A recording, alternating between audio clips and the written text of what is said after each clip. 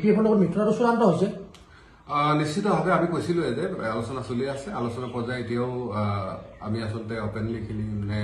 মিলামিলিকে seat মিলামিলিকে খেলিম নে কি এই গোটেই কথাবিলাক আলোচনা পৰ্বত আছে আৰু মই ভাবো যে হাগ্ৰামৰ মহিলা ডাঙৰীয়া অহাৰ লগে লগে আপোনালোকে চবেই গম পাইছে এটা পজিটিভ চিগনেল নিশ্চিতভাৱে আমাৰ দলৰ মাজত এলায়েন্স হ'ব কিন্তু কেনেকে হ'ব কি হ'ব এটা সময়ত আপোনালোকে অৱগত হ'ব কিমানখন আসন লাভ কৰিব আপোনাৰ মিত্ৰতাৰ দলে আমি হয়তো আগতে কৈছো যে আমি 30খন আসন যাতে লৈ কেনে সুস্থিৰ চৰকাৰ বনাব পাৰো আৰু আহি থকা দিনৰ আগন্তুক দেখিছে আপোনালোকে এডভান্টেজ আছাম হৈ গ'ল যথেষ্ট মানে উদ্যোগী আহিব আমিও ভাবো যে আমাৰ যদি হাগ্ৰাম মহিলা চিপ বনাই কেনে আমি চৰকাৰখন বনাব পাৰো নিশ্চিতভাৱে বিটিছে ইয়াৰ লাভ ল'ব পাৰে মানে বিজেপি আৰু ইউপিপিৰ কোনো প্ৰত্যাহ্বান নহয় নহয় প্ৰত্যাহ্বান নহয় আপোনালোকে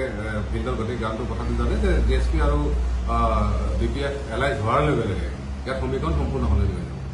কিছুমান ক্ষেত্ৰত আমি গম পাইছোঁ দিলীপ শইকীয়া বা অন্যান্য নগৰৰ জাতিটোক মানে অলপ বেয়া মন্তব্য দিয়া আমি দেখিছোঁ বা ভাষণ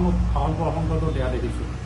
নাই শইকীয়া ডাঙৰীয়া হ'ল বা বিজেপিৰ মূল মতটো হ'ল সনাতনী তেওঁলোকে সনাতনীসকলক একত্ৰিত কৰি কেনে তেওঁলোকে আচলতে ৰাজনীতি কৰে কিন্তু আপোনালোকে বিদেশী কথাটো জানে ইয়াত বিশেষকৈ ভূমি সমস্যাটো আৰু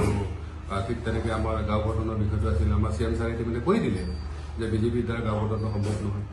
আৰু ইতিমধ্যে আপোনালোকে জানে বাকী সমস্যাবিলাক তেওঁলোকে 10 বছৰ পালে সমাধান কৰিব পৰা নাই তেনেকুৱা ক্ষেত্ৰত তেওঁলোকৰ ৰাজনীতি বেলেগ আমাৰ ৰাজনীতি বেলেগ কোনে কি কৰে কৈ থাকক কিন্তু আমি ভাবোঁ যে আমাৰ যিখিনি ৰাইজ আছে আমি সেই ৰাইজখিনিক লৈ কেনে ধুনীয়াকৈ আমি চৰকাৰখন বনাব পাৰোঁ আহি থকা দিনত আমাৰ ৰাজ্যৰ সমস্যাখিনি সমাধান কৰাৰ ক্ষেত্ৰত বিপিএফ আৰু আমি একেলগে কাম কৰিম বুলি আমি প্ৰতিশ্ৰুতি ভাঙনমুখীও হৈছে তেওঁলোকক আকৌ আমি ঘূৰাই অনাৰ চেষ্টা নিশ্চিত আমি আমাৰ জিএছপি বা অবৰ পৰিয়ালৰ যিমান লোক আছে মই সকলোৱে কৈছোঁ যে এই সময় আচলতে একত্ৰিত সময় একত্ৰিত হোৱা সময় ভাঙনৰ সময় নহয় কাৰণ আপুনি দেখিছে যে বাকীবিলাকে যিবিলাক ৰাজনীতি কৰিলে তাত কেৱল বিভাজন আছে তাত কিন্তু সমস্যা সমাধান নাই গতিকে হয় এই ক্ষেত্ৰতে মই আৰু এটা কথা কৈ থওঁ যে এইবাৰ কিন্তু গোটেই ৰাজনীতিটো আমাৰ কেনেকৈ ডিভিজনটো কৰিব পাৰে কাৰণ জিএছপিৰ ওপৰতে সম্পূৰ্ণ আশা ভৰসা যে জিএছপি যদি ভাঙি চিঙি চুৰমাৰ কৰি দিব পাৰে জিএছপি নামৰ চেণ্টিমেণ্টটো খতম কৰি দিব পাৰে তেতিয়াহ'লে বাকীবিলাক ছাকচেছ হোৱাৰ পৰা সক্ষমতা আছে কিন্তু আমি চিয়ৰলি কৈছোঁ যে এইবাৰ এইটো সম্ভৱ নহয় আমি থিয় হৈ আছোঁ আমাৰ হৈ বয়ে যিমান যিসকল আছে সকলোৱে আছে নিশ্চিতভাৱে এইবাৰ আমি সফল হ'ব পাৰিম তাৰমানে এইবাৰ প্ৰমোদ বৰুৱা ছুটি নাথাকে আৰু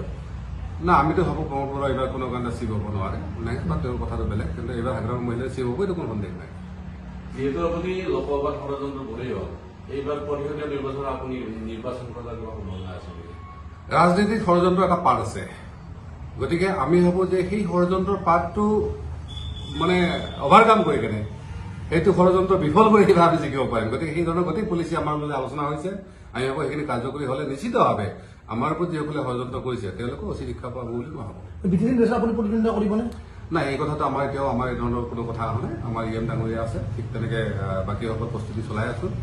আমাৰ ইলেকশ্যনৰ ওপৰত কোনো সিদ্ধান্ত বা তেনেকুৱা আলোচনাই হোৱা নাই মানে আপোনালোকৰ লক্ষ্যটো হাগ্ৰামক চিট বনোৱা চব আমি হাগ্ৰামৰ নেতৃত্বত হওক চৰকাৰখন আৰু নেতৃত্বত হ'লে তেওঁৱে চিভ হ'ব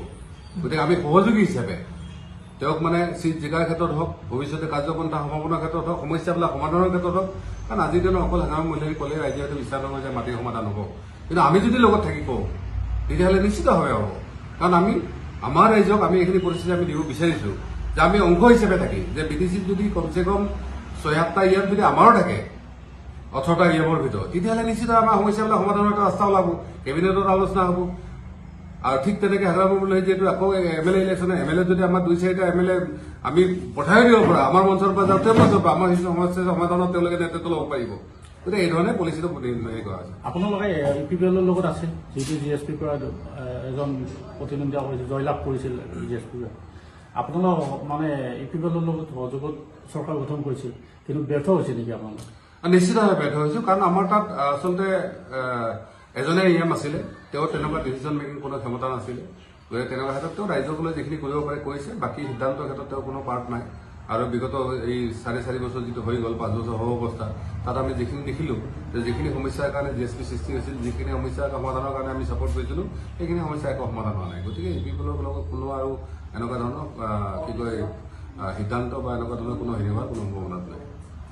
যিহেতু এইবাৰ বিজেপিয়ে অকলশৰীয়াকৈ নিৰ্বাচন খেলিব BTCত বিজেপিয়ে আঞ্চলিক দলসমূহ ধ্বংস কৰা ষড়যন্ত্ৰ কৰি আছে নেকি নিশ্চিতভাৱে যে বিজেপি সকলোৱে এটা কথা কয় যে বিজেপি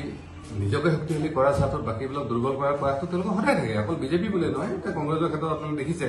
যে ইয়াৰ আঞ্চলিক দলবিলাক তেওঁলোকে বেছি পাত্তা নিদিয়ে